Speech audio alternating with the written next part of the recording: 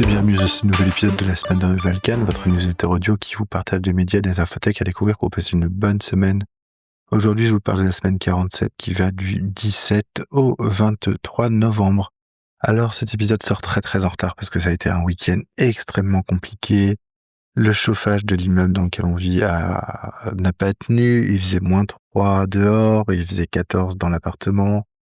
Mon enfant a fait une poussée de fièvre à 39, ça a été horrible, donc on en sort à peine et je vous partage donc les différents médias de la semaine. Ce que j'ai vu, donc j'ai continué et j'ai accumulé quelques épisodes de One Punch Man et je les ai regardés et c'est toujours aussi sympa, même si je trouve quand même que le rythme est un petit peu lent pour un animé qui sort un épisode par semaine.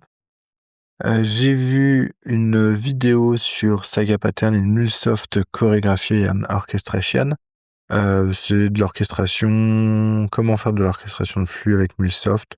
J'ai pas trouvé ça exceptionnel, mais bon, voilà, c'était assez marrant. Cette semaine, j'ai lu TOGAF en pratique et urbanisme des systèmes d'information et gouvernance. Donc, c'est les méthodologies d'urbanisation et d'architecture IT et technique dans une entreprise. C'est 2 livres qui sont chez Duno et qui sont plutôt pas mal. Donc voilà, là je suis en cours de lecture pour reprendre un peu les bases, toujours dans l'idée de vulgariser un petit peu mon métier auprès des différents services et des différentes personnes de l'entreprise. J'ai lu aussi un article Quoi de neuf docteur sur le fixe qui parle du projet ICE, qui est une sorte de revisite de la méthode du docteur Chastel, un jeu de rôle dans lequel on jouait des soignants qui se plongeaient dans l'esprit des personnes malades. Là, c'est une sorte de revisite un peu moderne. Bon, ça a l'air d'être, c'est pas une copie, mais disons que ça reprend un peu les mêmes choses, donc c'est un peu dommage que l'auteur n'ait pas regardé ce qui se faisait à côté. J'ai écouté l'épisode du Café créatif à quoi sert votre système d'organisation. Ça m'a donné beaucoup de trucs à réfléchir. Je suis en train de revoir un petit peu mon système d'organisation sur Obsidian. Je suis en train de revoir un petit peu la façon dont je partage des articles. Notamment, j'ai réactivé mon blog sur Ghost. Et pour la petite histoire, un Ghost auto-hébergé sur un NAS, c'est un enfer en termes d'installation sur la base de données MySQL. Et surtout, c'est un enfer à l'heure actuelle pour essayer d'activer les fonctionnalités de partage du fait divers, donc ActivityPub. Donc là, pour le moment, j'ai réussi à réinstaller le Ghost, j'ai refait un peu des trucs, j'ai refait un petit post sur lequel j'explique pourquoi je retourne sur Ghost. J'ai fait un peu de ménage dans mon jardin numérique sur Vercel pour recentrer en fait cette partie-là plus sur le partage en fait des sources que je partage dans ce podcast toutes les semaines. Là où Ghost, je vais avoir un débouché plus construit, plus travaillé en fait de mes notes, de mes idées et autres. Je m'étais aperçu que le podcast me permettait d'avoir une sorte de weekly review que je partageais. Le jardin digital Vercel me permet de mettre en relation ce podcast et les différentes sources aussi, de vous partager des liens, d'avoir en fait toute la base de données des liens qui est disponible facilement. Mais pour tout ce qui était projet plus construit, et là je le vois notamment en travaillant sur mon jeu de rôle où je reprends l'univers de Dredge, le jeu vidéo, en fait je n'y arrive pas, n'arrive pas à avoir un système plus construit dans Obsidian et avec le Digital Garden. Je n'arrive pas à trouver une façon de faire pour sortir, on va dire, un produit plus fini. Et du coup, c'est pour ça que j'ai réactivé Ghost pour faire des articles qui soient plus finis et qui soient un peu plus en mode blog, un peu au fil aussi des envies, sans avoir besoin de catégorifier tout ça dans de l'IT, dans de la data, dans du jeu de rôle, dans du PKM, dans du slow life de l'organisation.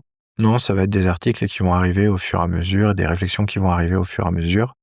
Et qui vont me permettre à moi de structurer mon projet et j'espère de poser à plat en fait les différentes idées de manière structurée que j'ai pour les différents projets sur lesquels je travaille.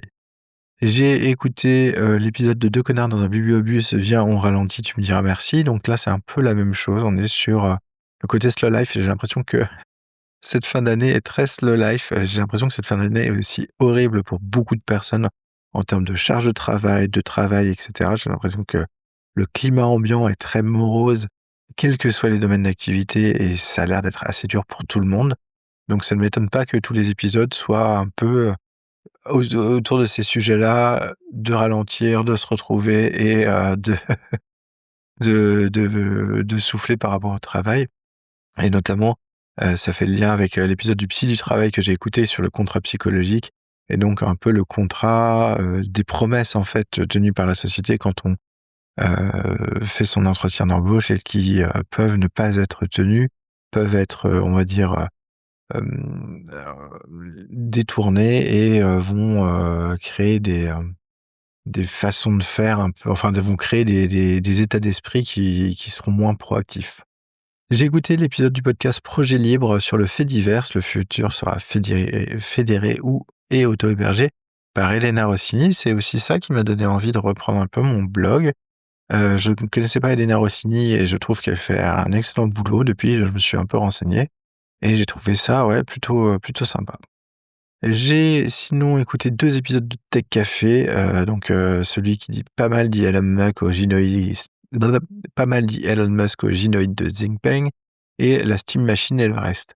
Et j'avoue que l'épisode sur la Steam Machine, franchement, c'est tentant comme, outil. Alors là, je fais du gaming sur Linux, donc moi, ça me changera pas trop. En plus, j'ai pas tendance à faire trop de triple A. Mais j'avoue que la Steam Machine, avoir un PC gamer, mais pas que, avec un OS, qui est là, mais qui permettrait potentiellement de faire d'autres choses, désinstaller d'autres choses. Ouais, c'est tentant. C'est tentant. J'attends de voir le prix, mais c'est tentant. J'avais déjà failli craquer pour acheter une Steam Deck, et là je me dis: «Ah, ils sont forts, hein, ils sont forts». Et le dernier truc, c'est un ami, un contrôle Alka que je salue très fort, qui m'a partagé ça. Alors il pense que ça doit être de la musique faite par IA, mais franchement, en termes de musique, focus, study music, c'est assez sympa. Ça s'appelle Through the Desert Drift Psychedelic Stoner Rock Fuzz Groove Mix. Bonne chance avec le nom. En tout cas, vous avez le lien du coup dans les notes de l'épisode. N'hésitez pas à me dire ce que vous en pensez ou si vous pensez vous aussi que c'est de l'IA, c'est possible.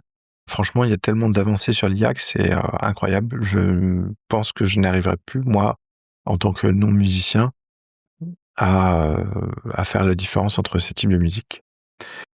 Sinon, j'ai travaillé, sur, L'Œil des profondeurs, mon jeu de rôle sur Dredge du coup, comme je vous le disais, j'ai travaillé sur l'organisation de mon PKM dans Obsidian, mais je n'arrive pas à trouver une organisation qui me parle.